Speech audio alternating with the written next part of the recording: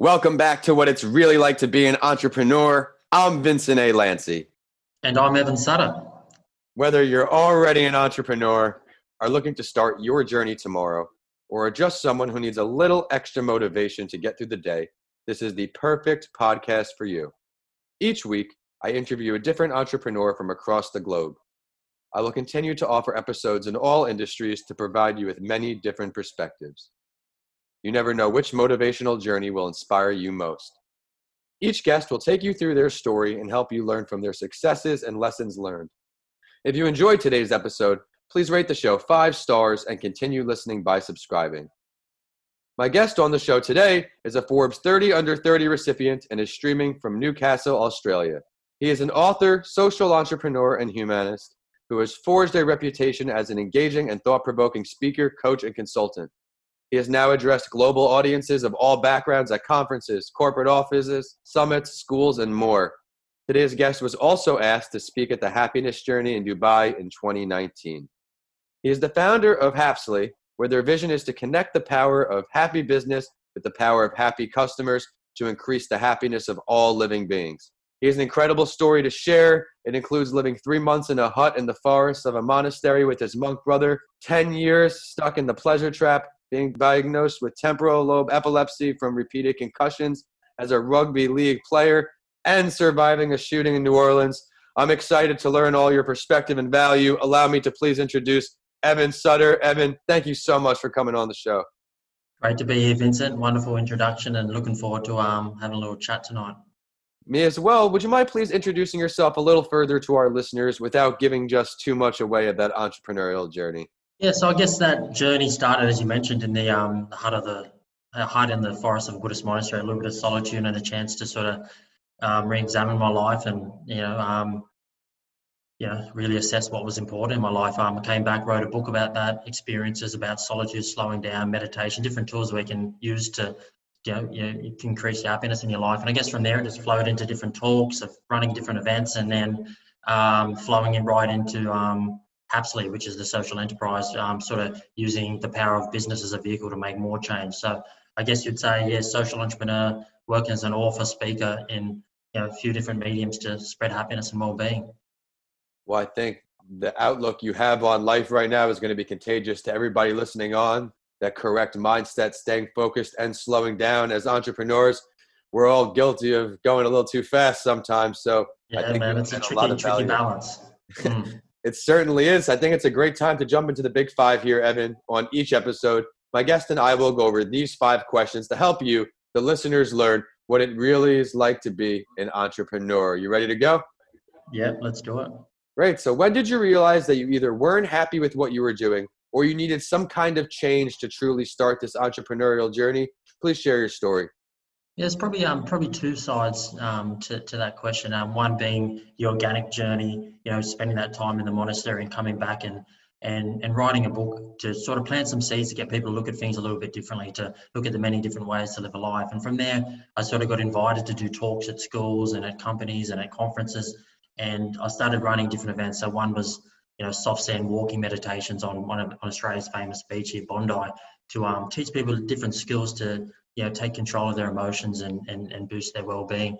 And that sort of flowed organically. And then it was, the events got a little bit bigger and I started, getting involved in different social initiatives. So I started an education initiative in Bogota, Colombia, where children illustrated some of my children's stories to learn English in a, fun and dynamic way. And it was that and a social enterprise that I worked on in Brazil, but made me realize that business can be a big driver for change, and can improve the quality of life for billions of people in all corners of the globe. And those kids in Bogota, it didn't matter if they had read all the self-help books on happiness, if they didn't have opportunities for decent work, command over mature resources, social trust, good governance, things like that business can play a big role in. Their chances at happiness would always be limited. So it was that. It sort of flowed on organically, but then also at the same time was probably the first time that I had alignment in purpose, meaning, challenge, creativity, and also the freedom to really work on these projects that inspired me in my own time and in my own way. So it was probably, that organic sort of just, getting invited to do these things as a result of my experiences, but also, really having a, real sense of like, inspiration to be able to do those things, which in my previous roles in a traditional 9 to 5, I never really got. So you mentioned Colombia. We know you're out in Australia. Explain to our listeners how you planted seeds all the way over there and got going. That was, again, just being open, I guess, to new possibilities. I was traveling through Central and South America. So I started up in Cuba and then jumped over to Mexico and did a little surf trip through Central America down to Panama and jumped over into Colombia. And on those adventures, met a pair of international teachers, and I was talking about my experience as a writer and some of the projects that I was working on. And they said that that children's story would be wonderful for the kids there at the school they were working at. They were working at a public school there in Bogota, and it's something like 99% of kids there leave school at age 14, so they keep the cycle of poverty turning. So they really need to get involved in lifelong learning, and it needs to go beyond just having resources of books and things like that. It really needs for them to actually want to learn and enjoy it and be engaged by it in a really creative way. So that was the whole, I guess, aim with creating that project. And that's how it sort of flowed on from there. Man, you're inspiring me tremendously. I admire how you're doing so many great philanthropic deeds.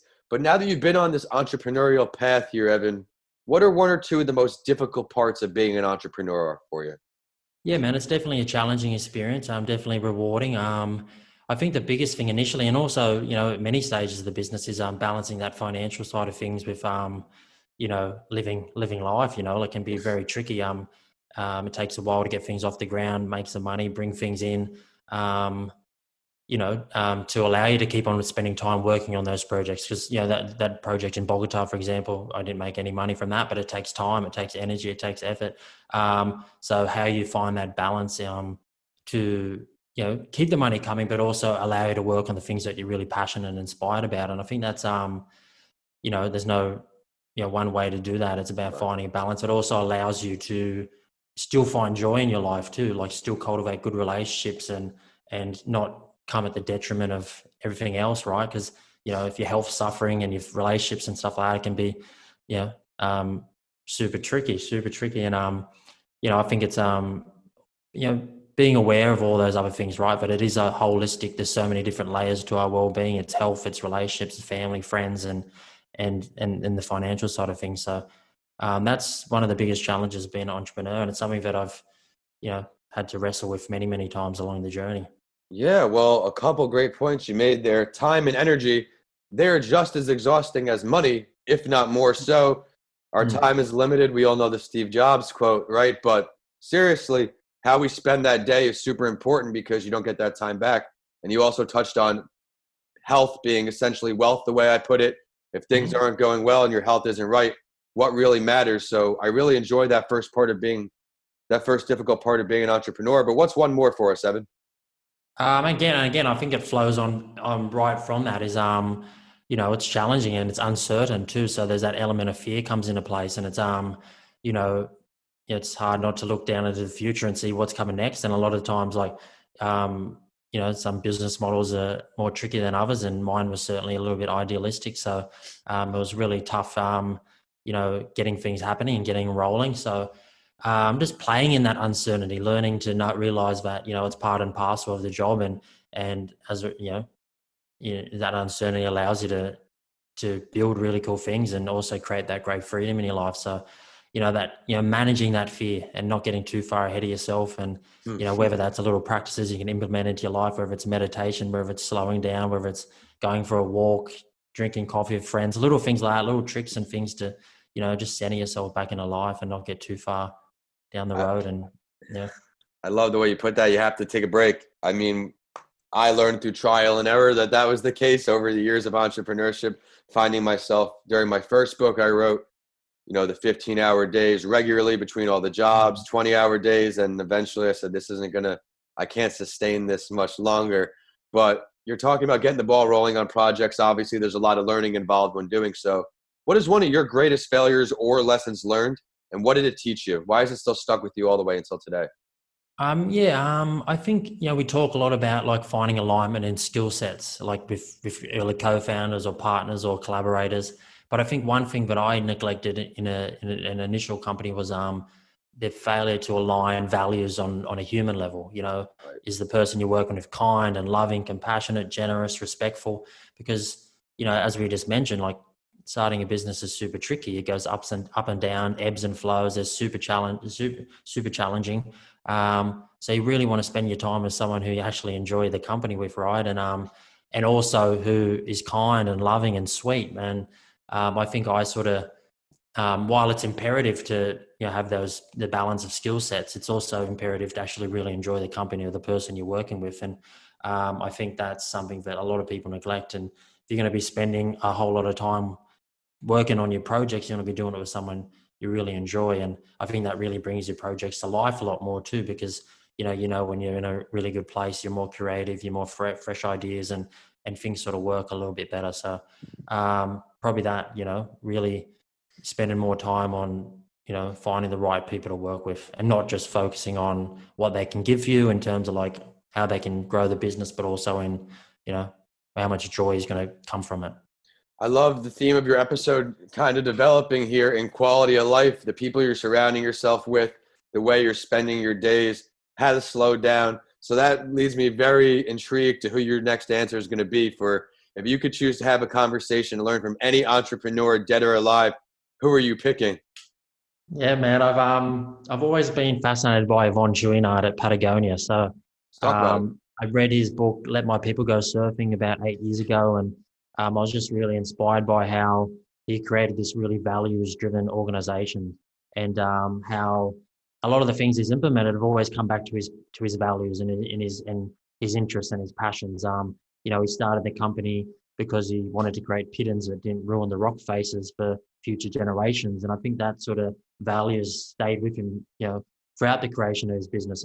And at times it was probably at the detriment to the financial side of things, like switching from damaging industrial grown cotton to 100% organically grown cotton.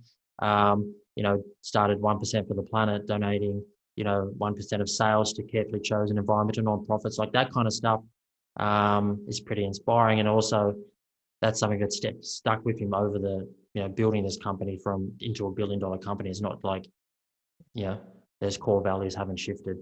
And I think on a personal level, he's still super inspired and putting a lot of his time into making impactful choices that make the world a little bit better. So, you can create a great business with purpose, and that's important. That's why I was intrigued on your choice for this question, because I knew it would be someone of the likes of that choice. But let's delve a little deeper here. As you know, because you've listened to some episodes, where is this meeting going to take place? Um, I think I know he's a bit of a surfer and a stand-up paddleboarder, so I think their offices are in California, Ventura.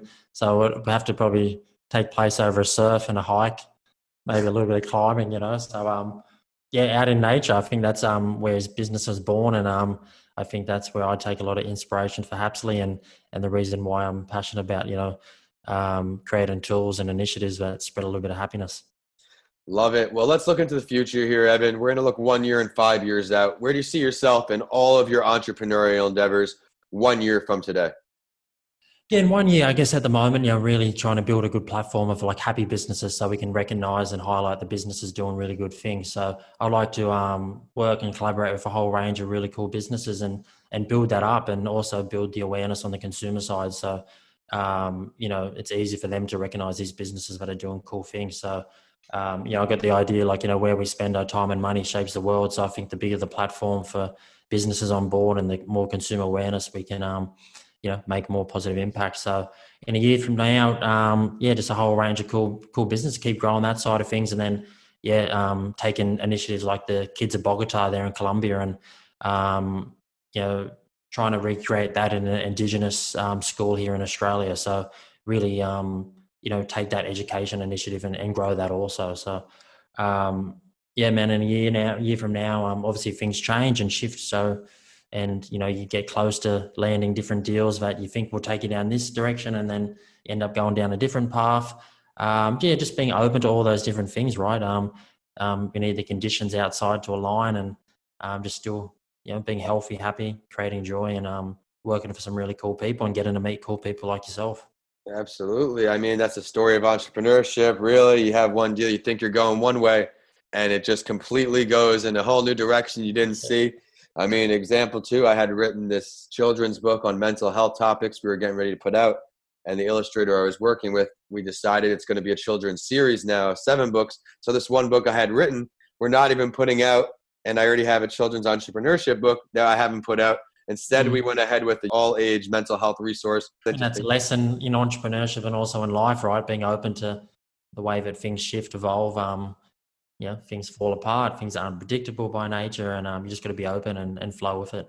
Especially as an entrepreneur, right? Otherwise, if you're dwelling on things that didn't work out, you miss out on what's right in front of you, and that could be, some of it could be completely different, but also completely beautiful. So I couldn't agree with you more, but I know you have such big dreams, Evan. 5 years out, what are we seeing from you?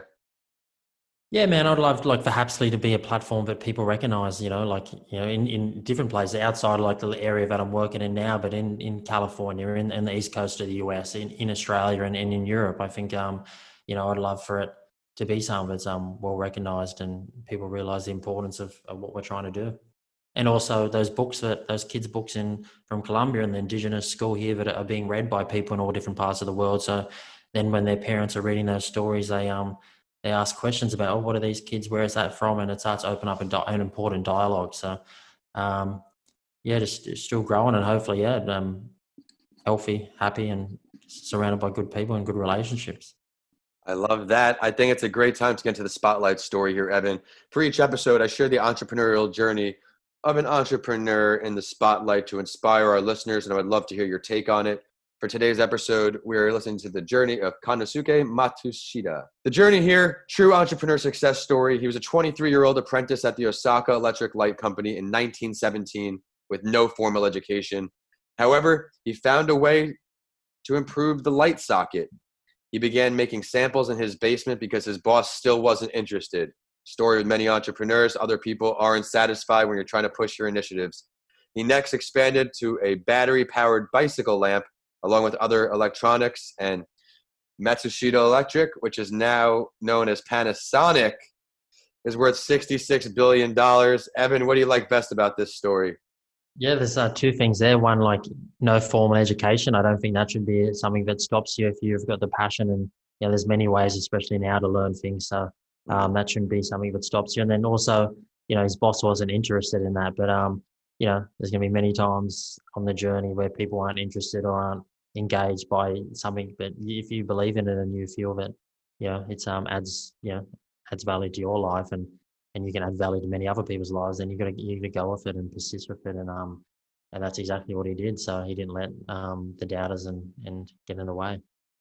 Evan, thank you so much for coming on the show today. I know the listeners are going to see all the value in your show. I really enjoyed how you're such a philanthropist, and while you're doing such successful work, you're still finding time to do the right work as well. And I think that's a lesson that needs to be spread through entrepreneurship, because no matter how good things may be going for you or the people you know, other people still need help or some resources like you're providing in Bogota.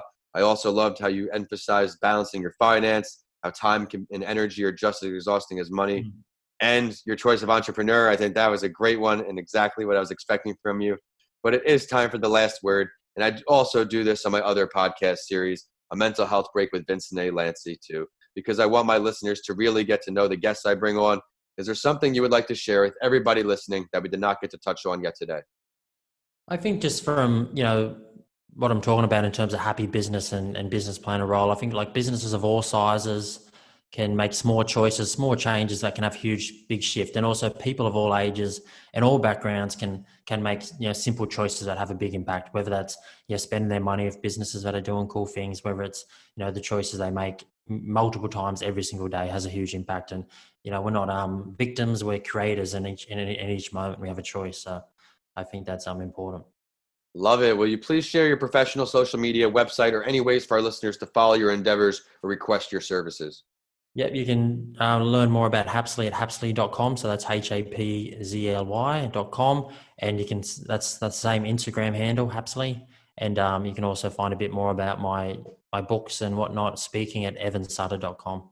Thank you for sharing all that. Be sure to check out his content and his website, evansutter.com. And it is social media time for the show, and we're on whichever platform you like to use. We're at What It's Really Like to Be an Entrepreneur on LinkedIn, at Your Favorite Morning Podcast on Instagram and Facebook, and at Podcasts by Lanci on Twitter, so you have updates from this show and a mental health break with Vincent A. Lanci. If you check out my books, DM me. I would love to hear from you all. We have Mr. Lanci Talks Mental Health, Left for Dead, A Story of Redemption, and How to Transform Your Mindset When the Norm is Changed. All are on my website now, which is vincentalanci.com. And as always, I will end the show with a quote that inspired me and know it will for you too. And this one is from the entrepreneur from today's Spotlight story, where he said, "One must be cautious of tempting offers that may not derive from the best of intentions." Thanks for listening, and I'll see you all on the next episode of What It's Really Like to Be an Entrepreneur.